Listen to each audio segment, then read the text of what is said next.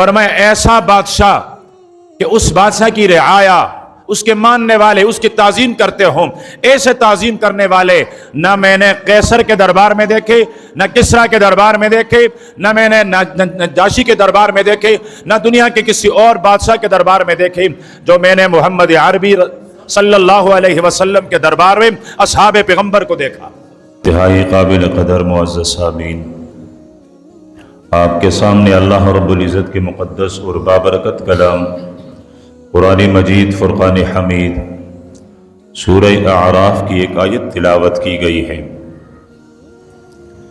جس میں رب العزت نے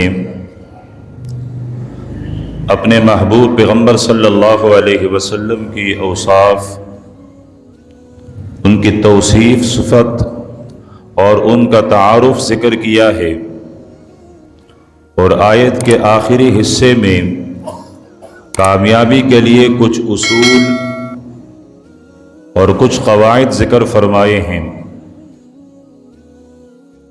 یوں تو پوری آیت اس قابل ہے کہ اس پر بحث کی جائے، لیکن آیت کا آخری حصہ جس میں کامیابی، فوز اور فلاح کے اصول ذکر ہیں، میں اسی پر چند باتیں عرض کروں گا۔ پہلی بات تمہید کے طور پر کہ اللہ رب العزت نے میرے اور آپ کے حبیب اور محبوب پیغمبر خاتم الانبیاء صلی اللہ علیہ وسلم کو کس زمانے میں مبعوث فرمایا،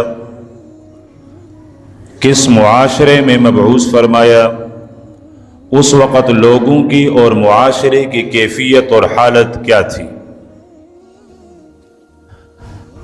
اس معاشرے کی حالت بتانے کے لیے اتنی بات کافی ہے کہ اس زمانے کو زمانہ جاہلیت کہا جاتا ہے۔ جس معاشرے میں میرے پیغمبر نبی بنا کر بھیجے گئے، عام لوگ، عام دنیا، تاریخ اسے زمانہ جاہلیت سے یاد کرتے ہیں،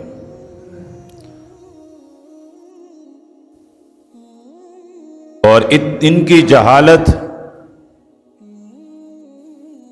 تمدن اور ثقافت سے نابلد اور ناشنا ہونا اتنا عالمگیر تھا، عالم میں اتنا مشہور تھا کہ لوگ جاہلیت میں عرب کے جاہلیت کی مثال دیا کرتے تھے، اور عربوں کی جاہلیت بطور مثال پیش کی جاتی تھی۔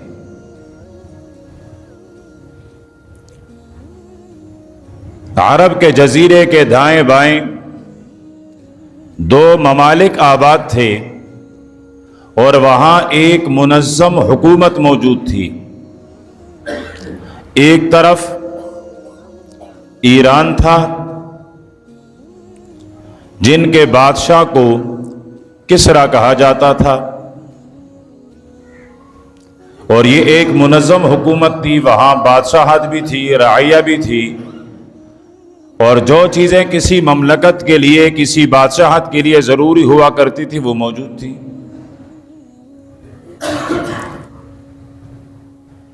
دوسری طرف فارس والے آباد تھے، جن کے بادشاہ کو قیصر کہا جاتا تھا،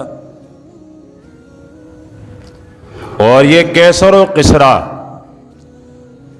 معمولی زمین کے خطے کے لیے بھی آپس میں لڑ پڑتے تھے، ان کی جنگیں ہوا کرتی تھی۔ ایران والے کہتے تھے ہم فلاں خطے پر قابض ہو جائیں، فارس اور روم والے کہتے تھے ہم وہاں قابض ہو جائیں، جبکہ ان کے مقابلے میں عرب خطے پر کوئی منظم حکمران بھی نہیں تھا، کوئی منظم حکومت بھی نہیں تھی، بلکہ یہاں لوگ قبیلوں میں بٹے ہوئے تھے۔ ایک جگہ ایک قبیلے کی حکومت، دوسری جگہ دوسری قبیلے کی، تیسری جگہ تیسری قبیلے کی۔ دیکھا جائے تو جنگی اعتبار سے حربی اعتبار سے عرب خطہ اس وقت ایک بہت آسان شکار تھا. ایران والے اگر فتح کرنا چاہتے تو آسانی کے ساتھ فتح کر لیتے. روم اور فارس والے اگر فتح کرنا چاہتے تو آسانی کے ساتھ فتح کر لیتے. لیکن نہ کسرا نے عرب کو فتح کیا نہ قیصر نے فتح کیا. وجہ کیا تھی؟ کہ یہ اتنے تہذیب سے نابلد لوگ ہیں، یہ اتنے جاہل لوگ ہیں کہ ان پر حکومت کیسے کی جائے گی، ان کو فتح کرنے کا ہمیں فائدہ کیا ہوگا. کسی علاقے کو فتح کیا جاتا ہے تو اس کی معاشرت دیکھی جاتی ہے، اس کی معاشیات دیکھی جاتی ہے. عرب کا خطہ معاشرت کے لحاظ سے بھی تباہ حال تھا اور معاشی لحاظ سے بھی تباہ حال تھا. تو اس پر کیوں کر قبضہ کیا جاتا؟ معاشرتی لحاظ سے عرب کے لوگ اس زمانے میں منشیات کے عادی تھے، اور منشیات کا سب سے آخری درجہ شراب نوشی کا وہ اس معاشرے میں بہت عام تھا. اس حد تک کہ بچہ پیدا ہو جائے تو اس کے زبان پر جو پہلا قطرہ ٹپکایا جاتا تھا وہ شراب کا قطرہ ہوا کرتا تھا. نومولود بچے کے حلق سے جو پہلا قطرہ اترا کرتا تھا وہ قطرہ شراب کا ہوا کرتا تھا. مرد زن بوڑھے جوان سردار رعایا ہر قسم کے لوگ اس فتنے کے شکار تھے. یہاں تک کہ بنو خزاعہ کے ایک سردار ہیں، وہ کلید بردار تھا، خانہ کعبے کی چابی اس کے پاس تھی. یہ سردار ایک دفعہ شراب کے لیے غمگین ہوا، پریشان ہوا، محتاج ہوا کہ شراب پیے اور شراب نہیں تھی. اس کے مقابلے میں ایک قریشی سردار ہیں حسی بن کلاب، عبد الدار قبیلہ ہے ان کا. اس نے اس سے فرمائش کی کہ آپ مجھے تھوڑا سا چھوٹا سا مٹکا وہ شراب کا دے دیں. اس نے کہا میں شراب تو آپ کو دے دوں، بدلے میں آپ قیمت کے طور پر کیا ادا کرو گے؟ اس نے کہا جو آپ مانگو. تو اس نے بنو خزاعہ کے سردار جو ابو غبطان الخزاعی ہیں اسے کہا کہ آپ کے پاس خانہ کعبے کی چابی ہے، یہ چابی مجھے دے دیں، بدلے میں شراب کا مٹکا لے لیں. اس نے کہا یہ تو کوئی بڑی بات نہیں ہے. چابی اس قریشی کو دے دی، شراب کا مٹکا لے لیا. جہالت اور منشیات کے معاشرتی بدحالی کے اس کنارے پر تھے کہ ایک وقت کے شراب کے لیے، چھوٹے سے مٹکے کے لیے خانہ کعبے کی چابی جتنی عظیم نعمت سے اپنے اور اپنے اولاد کو محروم کروایا. بے حیائی وہ اس معاشرے میں عام تھی. یہاں تک کہ اس زمانے میں، زمانے جاہلیت میں، عرب کے ہاں رواج تھا کہ جس گھر میں بے حیا عورتیں ہوا کرتی تھی ان کے گھر پر ایک خاص قسم کا جھنڈا لگا ہوا ہوتا تھا. یہ علامت اور نشانی تھی اس بات کی کہ یہاں بے حیائی کے لیے بغیر روک ٹوک کے کوئی آنا چاہے تو آ سکے. معاشرتی لحاظ سے یہ اتنے گرے ہوئے لوگ تھے.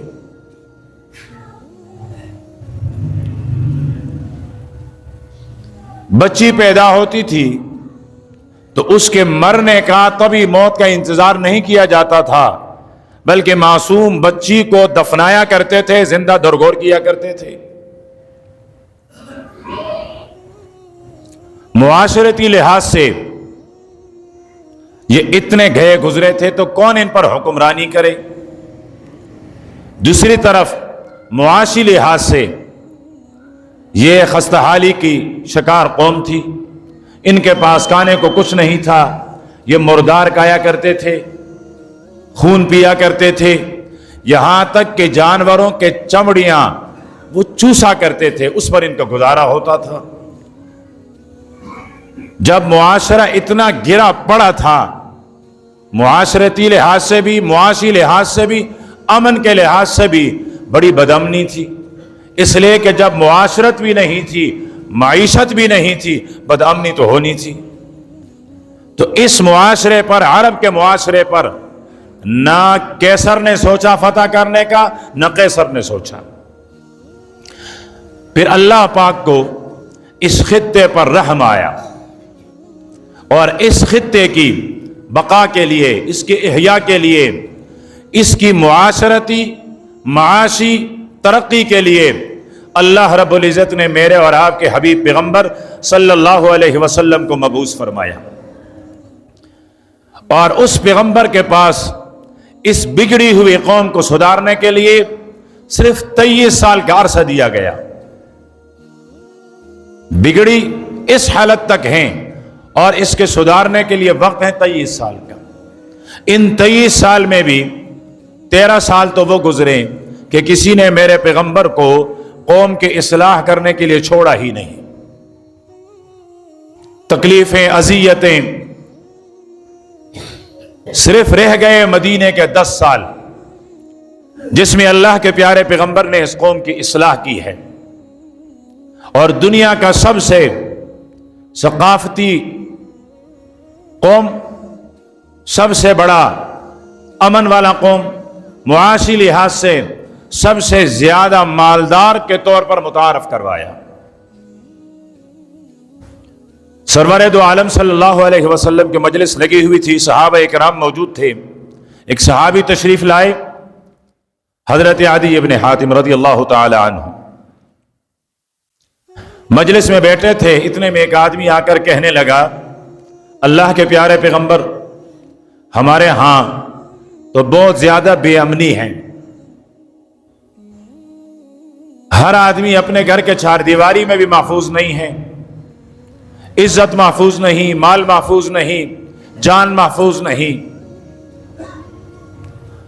اللہ کے پیارے پیغمبر نے اس آنے والے کی بات سن کر اس حضرت عدی ابن حاتم کو مخاطب بناتے ہوئے ارشاد فرمایا، عدی، اگر اللہ تیری زندگی لمبی کریں تو دیکھے گا کہ کوفہ اور حرہ سے ایک عورت زیوروں میں لدی ہوئی تنے تنہا مکہ مکرمہ تک آئے گی اور اسے کوئی خوف نہیں ہوگا۔ حضرت عدی ابن حاتم فرماتے ہیں، میں زندگی بھر دیکھتا رہا وہ موقع کب آئے گا، میرے آقا کی پیشن گوئی کب پوری ہوگی۔ فرمایا، میں حج کے لیے خانہ کعبے میں موجود تھا، لوگ باتیں کر رہے تھے کہ کوفہ سے ایک خاتون آئی ہے، تنے تنہا آئی ہے، زیورات سے لدی ہوئی آئی ہے اور بڑی خوش ہیں۔ حضرت عدی فرماتے ہیں، ان کی باتیں جب میرے کانوں میں لگی، میرے خیالوں کے دریچے کھلنے لگے، اور سرور کائنات صلی اللہ علیہ وسلم کی وہ مجلس، اس کا نقشہ، اس کی کیفیت میرے سامنے ہوئی۔ میں نے عرض کیا کہ ذرا مجھے اس خاتون سے ملوایا جائے۔ مجھے ملوایا گیا، میں نے اس سے پوچھا کہاں سے آئی؟ اس نے کہا حرہ سے۔ تیرے ساتھ کوئی تھا؟ اس نے کہا نہیں۔ اونٹ پر سوار، اس وقت بصرہ سے مکے کا سفر، کوفہ سے مکے کا سفر، یہ تقریباً مہینے پر محیط ہوا کرتا تھا۔ آپ وہاں سے چلی اونٹ پر، زیورات، اس نے کہا ابھی بھی لدی ہوئی ہوں زیورات سے، اس وقت بھی یہی زیورات تھے، حسین و جمیل خاتون۔ اس نے کہا کوئی بھی محافظ ساتھ میں نہیں تھا؟ اس نے کہا نہیں۔ تجھے راستے بھر یہ فکر نہیں ہوئی کہ میرے پاس سونا ہے، زیورات ہیں؟ تجھے یہ فکر نہیں ہوئی کہ میرا حسن و جمال ہے، میری حیا پر کوئی ڈاکہ ڈال لے گا؟ تجھے اپنی جان کی فکر نہیں ہوئی کہ تجھے کوئی مار ڈالے گا؟ اس نے کہا واللہ میں اپنے گھر سے نکلی چلتے ہوئے میں نے جنگل بھی دیکھے، میں نے صحرا بھی دیکھے، میں نے ریگستان بھی دیکھے، میں نے بیابان بھی دیکھے، یہ سب طے کرتے ہوئے میں آئی ہوں اور میں مکہ پہنچی ہوں، مجھے یہ سارے لوگ ایسے لگے گویا کہ ایک ماں کے اولاد ہیں۔ کہاں وہ معاملہ کہ صحابی آ کر شکوہ کر رہا ہے کہ بدامنی بہت ہے، اور میرے نبی کے پیشن گوئی خلفائے راشدین کے دور میں سچی ہو رہی ہے۔ یہی صحابی حضرت عدی ابن حاتم فرماتے ہیں کہ اسی مجلس میں یا کسی اور مجلس میں ایک دوسرا آدمی آیا اور وہ عرض کرنے لگا اللہ کے پاک پیغمبر، ہم معاشی لحاظ سے بہت تنگ ہیں، کھانے پینے کو کچھ نہیں ہیں، بھوکے مر رہے ہیں، بچے ہیں، عورتیں ہیں، کھانے پینے کو کچھ نہیں ہیں۔ اللہ کے پیارے پیغمبر نے پھر اسی صحابی حضرت عدی ابن حاتم کو مخاطب کیا اور ارشاد فرمایا عدی اللہ تیری زندگی کو لمبی کریں،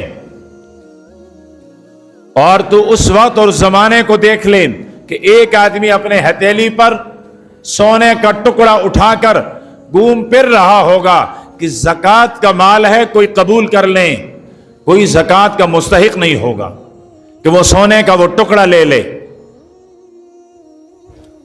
حضرت عدی ابن حاتم فرماتے ہیں میں نے خیالوں میں پیارے پیغمبر کی یہ پیشن گوئی بھی محفوظ کر لی۔ فرمایا پھر زمانہ آیا، خلفائے راشدین کا زمانہ ہے، ایک آدمی سونے کی اینٹ، بسکٹ سونے کا، ٹکڑا سونے کا وہ اٹھایا ہوا ہے اور کہہ رہا ہے لوگوں یہ زکوٰۃ کا مال ہے، اگر کوئی لینا چاہے تو لے لیں، یہ زکوٰۃ کا ہے، کوئی مستحق ہے تو لے لے۔ لوگ یہ آوازیں سن کر دائیں بائیں جا رہے ہیں، دیکھ بھی رہے ہیں سونا ہے، آلہ ہے، کھرا ہے، اس کے باوجود بھی لینے کو تیار نہیں۔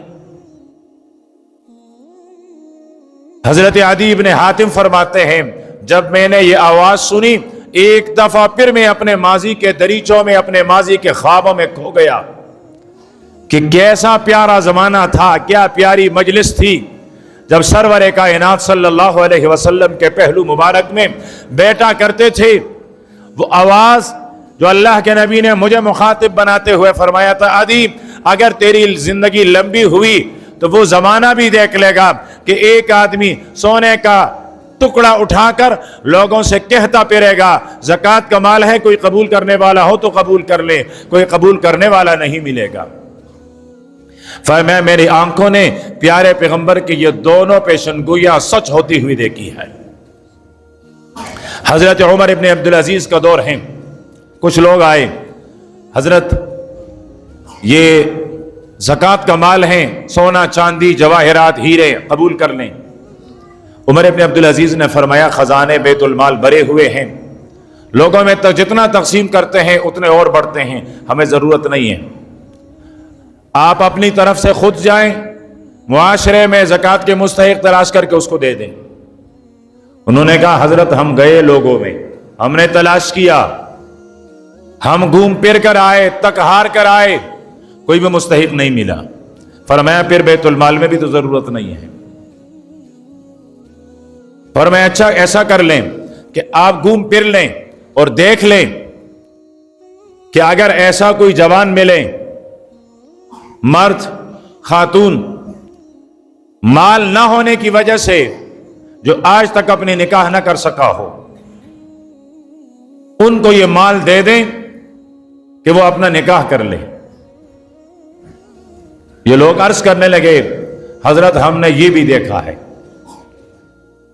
کوئی جوان ایسا نہیں ہے جو مالی مشکلات کی وجہ سے نکاح نہ کر سکا ہو، ایسا کوئی جوان بھی ہم نے نہیں دیکھا۔ فرمایا پھر ایسا کر لو کہ جو تمہارے پاس مال ہے زکوٰۃ کا اسے غلہ خرید لو، اسے بو کر جب اس کا غلہ نکل آئے، دانے نکل آئے، फसल निकल आए तो उसको पहाड़ों में उसको वहां फेंक कर आओ ताकि वहां चरिंद परिंद जो हैं वो खा लें। और ये बावर कराया जा सके, तारीख के सफ़े पर यह शब्द हो जाएं कि जब खलीफा मुसलमानों का दियानतदार हो, अमानतदार हो, रियाया का मुहाफिज हो, उसमें लोग तो लोग परिंदों के खाने का भी इंतजाम किया जाता है। यह मुआशरा कैसे बदला मेरे पैगंबर ने कि एक तरफ तो मुआशी लिहाज से, मुआशरती लिहाज से इस अबतर हालत का शिकार था, और दूसरी तरफ मुआशी और मुआशरती और अमन के लिहाज से अमन का गहवारा बन गया। लोग उसकी मिसालें देने लगे। ये मेरे पैगंबर सल्लल्लाहु अलैहि वसल्लम के मदीनी की 10 साल की जिंदगी की मेहनत। और इस आयत के आखिरी में मेरे रब ने 4 नुक्ते बताए हैं, 4 उसूल बताए हैं, 4 कानून बताए हैं। फरमाया पहली बात, ये कामयाबियां मिलेंगी किन को? फल्लज़ीना आमनू बिह, जो लोग इस पैगंबर पर ईमान लाए। सबसे पहले ईमान के मिस्दाक सहाबा किराम, फ़इन आमनू बिमिस्लि मा आमनतुम बिही फ़क़द इह्तदौ। लोगों ईमान लाओ। कैसे ईमान लाएं? फरमाया सहाबा की तरह, जिस तरह ये ईमान लाए हैं इस तरह के ईमान लाओ। एक होता है ज़ुबान से ला इलाहा इल्लल्लाह कहना, और एक होता है ला इलाहा इल्लल्लाह की हकीकत को दिल से कबूल करना। सहाबा सिर्फ जबानों से ला इलाहा इल्लल्लाह पढ़ने वाले नहीं थे, बल्कि ला इलाहा इल्लल्लाह की हकीकत उनके दिल में बस चुकी थी। उन्होंने ला इलाहा इल्लल्लाह की हकीकत को पा लिया था। हजरत बिलाल हबशी क्यों मार खा रहा है, क्यों इतनी तकलीफें बर्दाश्त करता है? 24 घंटे अजियत दी जा रही है, उसके बावजूद भी एक गुलाम उसकी जुबान से अल्फाज निकलते हैं, अहद अहद अहद अहद, मेरा रब एक, मेरा रब एक, मेरा रब यकता, वहदहू ला शरीक, उसका कोई शरीक नहीं। आजमाओ, तुम अपना जोर आजमाना चाहते हो आजमा लो, जितना जोर है आजमा लो। आजमाए गए, आजमाए गए, लेकिन ये तक हार तो गए, लेकिन हजरत बिलाल की अहद अहद वाली आवाज को खामोश न करा सके। फल्लदीन आमनु बिही, ऐसे ईमान लाए। दूसरे नंबर पर इरशाद फरमाया वअज़्ज़रूहु, जो लोग इस पैगंबर की इज्जत करें, ताजीम करें, जिस तरह ताजीम करने का हक है, इस तरह की ताजीम मुआशरे में इंसान को कामयाब बनाता है। सरवरे दो आलम सल्लल्लाहु अलैहि वसल्लम मदीना मुनव्वरा से निकले कि मैंने ख्वाब में देखा है कि मैं खाना काबे का तवाफ कर रहा हूं, उम्रा कर रहा हूं, सहाबा किराम साथ में हैं। हुदैबिया के मुकाम पर पहुंचे, वहां काफिरों की तरफ से पैगाम आया कि आप मक्का नहीं आ सकते। अल्लाह के प्यारे पैगंबर ने यहां मक्का वालों से सुलह किया है, जो सुलह हुदैबिया के नाम से मशहूर है। काफिरों की तरफ से पैगाम देने वाला आया था उरवा बिन मसूद सकफी। इसने आकर काफिरों का पैगाम पहुंचाया है, सफीर बनकर आया है। बात नहीं बनी इब्तिदा में, आखिर में अल्लाह के प्यारे पैगंबर ने सुलह कर लिया, वो एक अलग मौजू है। ये उरवा बिन मसूद वापस पलटे तो अपने लोगों को, काफिरों को, कुरैश को मुखातब बनाते हुए कहने लगा वल्लाहि लक़द वफ़दतु अलल मुलूक। फरमाया ये पहली दफा नहीं है कि मैं सफीर बनकर, मैं पैगाम ले जाने वाला बनकर किसी बादशाह के पास गया हूं। ये मेरा पहला तजुर्बा नहीं है, ये मेरी जिंदगी की पहली सफर भी नहीं है। मैं इससे पहले भी गया हूं बड़े बड़े बादशाहों के पास। किन के पास? वफ़दतु अला कैसर व किसरा व नजाशी, जमाने के 2 सुपर ताकत, मैं कैसर और किसरा दोनों के पास गया हूं। कैसर के दरबार में, किसरा के दरबार में, कैसर के दरबार में गया हूं। शाह हबशा नजाशी के दरबार में गया हूं। मैंने वहां उनके दरबार भी देखे, वहां मैंने दरबारियों को भी देखा, मैंने उनकी राया भी देखी। बादशाह और रियाया का आपस का ताल्लुक भी देखा, मैंने उसका मुवाजना किया, और पहली दफा दोनों जहानों के सरदार पैगंबर के कदमों में भी गया, सफीर बनकर गया, पैगाम ले जाकर गया। मैंने ये दरबार भी देखा, कसम उठाकर कहता है फवल्लाह मा रअयतु मलिकन कत्तु, फरमाए ऐसा बादशाह कि उस बादशाह की रियाया, उसके मानने वाले उसकी ताजीम करते हों, ऐसे ताजीम करने वाले ना मैंने कैसर के दरबार में देखे, न किसरा के दरबार में देखे, न मैंने नजाशी के दरबार में देखे, न दुनिया के किसी और बादशाह के दरबार में देखे, जो मैंने मोहम्मद अरबी सल्लल्लाहु अलैहि वसल्लम के दरबार में असहाबे पैगंबर को देखा। फरमाया मैंने ऐसे ताजीम करने वाले कहीं भी नहीं देखे। पूछने वाले ने पूछा होगा उर्वा जरा बताओ कैसे ताजीम किया करते थे? फरमाया असहाबे मोहम्मद अपने प्यारे पैगंबर की ताजीम इस तरह करते हैं कि पैगंबर वुजू करता है तो सहाबा उसके वुजू का पानी जमीन तक गिरने नहीं देते हैं। वो हाथ धोते हैं तो ये पानी उठाकर जिस्म पर मल लेते हैं, वो चेहरा धोते हैं तो ये पानी उठाकर अपने जिस्मों पर मल लेते हैं।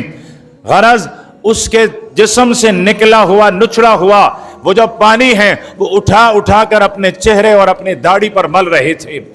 पानी तो दरकिनार, मैंने उस पैगंबर को देखा कि अगर उसे कोई खराश आए, वो अपना लुआब, अपना बलगम निकालना चाहे तो उसकी वो जो लुआब है वो भी जमीन पर नहीं गिरती है, किसी ना किसी हाथ को देखता वो उसको उठाती और अपने चेहरे पर मल लिया करते थे। मैंने इस पैगंबर के ताजीम करने वाले ऐसे लोग देखे। तो फरमाया अगर कामयाबी चाहते हो तो वह जरूर हो, कामयाबी तब मिलेगी जब इस पैगंबर की ताजीम करोगे। तीसरा उसूल व नसरूहु, इन्होंने इस पैगंबर की नुसरत की है, मदद की है। तो अगर आप भी मदद करना चाहो तो आप भी कामयाब हो सकते हो। फिर इरशाद फरमाया कि ग़ज़वा बदर में अल्लाह के प्यारे पैगंबर ने सहाबा इकराम को जमा फरमाया और सवाल किया कि हम तो एक तिजारती काफिले के पीछे जा रहे थे, ये वहम गुमान भी नहीं था कि मुसल्लह लश्कर से हमारा सामना होगा। अब तो लश्कर सामने हैं, क्या किया जाए? हजरत मिक़दाद इब्न अस्वद रज़ी अल्लाह तआला अन्हु खड़े होकर अर्ज करने लगे, अल्लाह के प्यारे पैगंबर अगर हमारे बारे में पूछना है तो हम असहाब मूसा नहीं हैं, हम मूसा के हवारीन नहीं हैं जो आपसे कहें इज़हब अंत व रब्बुका फ़क़ातिला, इज़हब अंत व रब्बुका फ़क़ातिला। अजीब बात यह है, हजरत मिक़दाद इब्न अस्वद के ये जो कलिमात हैं, ये जो बात हैं, ये उस वक़्त की हैं जब तक सूरह माइदा की आयतें नाजिल नहीं हुई थी। मदनी सूरत हैं और आखिर मा नज़लत में शुमार होती है। जो मेरे पैगंबर की जिंदगी के आखिरी दिनों में नाजिल हुई है उनमें से एक सूरत है सूरह माइदा। ये हजरत मिक़दाद इब्न अस्वद ने उस वक़्त ये बात कही है, अभी तक कुरान नाजिल नहीं हुआ था।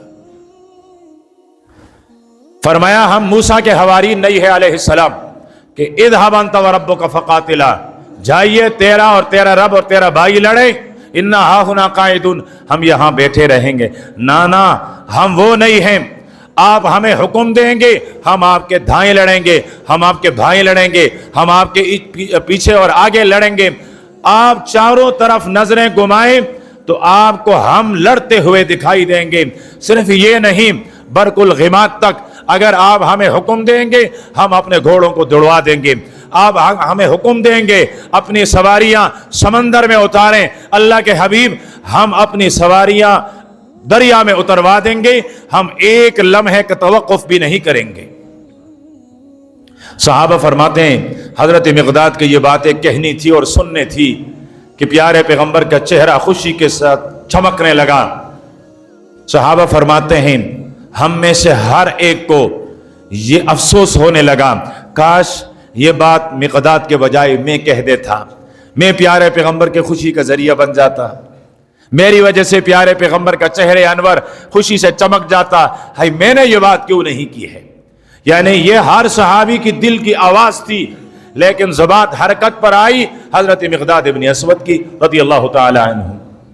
تو فرمایا وعزروہ ونصروہ، جنہوں نے پیارے پیغمبر کی اس طرح کی مدد کی. واقعات تو بے شمار ہے، وقت ختم ہو چکا ہے. چوتھے نمبر پر ارشاد فرمایا واتبعوا النور الذی انزل معہ، فرمایا کامیابی کے لیے اصول کہ اس نور، اس وحی جو اس پیغمبر کے ساتھ اتری ہے، قرآن پاک، آپ کے احادیث مبارکہ، آپ کی سیرت، اس پر عمل کیا جائے، اس کی تابعداری کی جائے. اللہ رب العزت خود ارشاد فرماتے ہیں میرے پیغمبر آپ اپنی امت سے کہہ دیں ان کنتم تحبون اللہ، اگر تم حقیقی معنوں میں اللہ سے محبت کرنے والے ہو، تمہارا جذبہ، تمہارا شوق، تمہاری تمنا یہ ہے کہ ہم اللہ سے محبت کریں، فرمائے اللہ سے محبت کرنے کے لیے فاتبعونی، میرے پیغمبر آپ کہہ دیں تیری تابعداری کریں. تیری تابعداری میری محبت ہے، جو تیرا تابعدار ہوگا وہ میرا محبوب ہوگا. سرور دو عالم صلی اللہ علیہ وسلم نے ارشاد فرمایا کہ کل امتی یدخلون الجنہ، فرمایا میری ساری امت میں جنت میں داخل ہوگی الا من ابا، مگر جو جنت میں داخل ہونے سے انکار کرے. صحابہ حیران ہو گئے، ایسے بھی لوگ ہوں گے جو جنت میں داخل ہونے سے انکار کرے؟ حیران تعجب میں سوال کرتے ہیں من یابا یا رسول اللہ، اللہ کے رسول یہ کون ہوں گے جو انکار کریں گے؟ فرمایا من اطاعنی دخل الجنہ، جس نے میری تابعداری کی وہ جنتی ہے، وہ جنت میں داخل ہوا. ومن عصانی فقد ابا، اور فرمایا جس نے میری نافرمانی کی گویا اس نے جنت سے داخل ہونے سے عذر کر لی، معذرت کر لی، اس نے انکار کر لی کہ مجھے نہیں چاہیے جنت، مجھے نہیں داخل ہونا ہے جنت میں. تو پیغمبر کی تابعداری یہ جنت کے داخل ہونے کے لیے سند ہے، سرٹیفکیٹ ہے، جو پیغمبر کی تابعداری کریں. فرمایا یہ چار اصول جو پیغمبر پر ایمان لائیں، جو پیغمبر کی عزت کریں، جو پیغمبر کی نصرت کریں، جو پیغمبر کی لائی ہوئی دین پر اس کی تابعداری کریں، قرآن پاک فرماتے اولئک هم المفلحون، یہی کامل کامیاب ہے. کامیاب ہونا چاہتے ہو تو فرمائے یہ چار اصول اپنا لو. اب یہ چار اصول مجھے ایک ہستی کی زندگی میں اس طرح نظر آتے ہیں گویا کہ وہ چار اصول وہی سراپا زندگی ہے، اور وہ میرے پیغمبر کا پہلا صحابی، میرے پیغمبر کے امت کا پہلا جنتی حضرت ابو بکر رضی اللہ تعالی عنہ ہے. اور یہ جو مہینہ چل رہا ہے یہ حضرت ابو بکر رضی اللہ تعالی عنہ کی وفات کا مہینہ ہے. ابھی میرا خیال آیا تو انشاءاللہ اگلا جو جمعہ ہوگا، اگلی جو نشست ہوگی، میں کوشش کروں گا کہ انہی چار اوصاف کے ذیل میں آپ کو حضرت ابو بکر رضی اللہ تعالیٰ عنہ کی زندگی وہ آپ کے سامنے رکھ سکوں اور بتا سکوں. اللہ پاک ہم سب کو ان اصول پر عمل کرنے کی توفیق عطا فرمائیں.